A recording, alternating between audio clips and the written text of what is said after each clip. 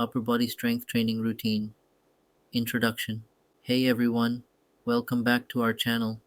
Today, we're diving into an effective upper body strength training routine that will help you build muscle, improve posture, and boost overall strength. If you're new here, don't forget to hit that subscribe button and the notification bell so you never miss a workout. Warm up. Before we jump into the workout, let's start with a quick warm up to get those muscles ready. Perform arm circles, shoulder rolls, and light jogging in place. Upper body exercises push-ups. Target your chest, shoulders, and triceps. Perform 3 sets of 10-12 reps. Bent over rows strengthen your upper back and biceps. Use dumbbells or a barbell. Overhead shoulder press focus on your deltoids.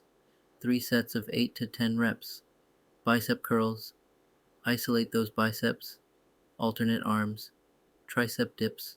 Target the back of your arms. Use a bench or chair. Plank engage your core and upper body. Hold for 30-60 seconds. Cool down.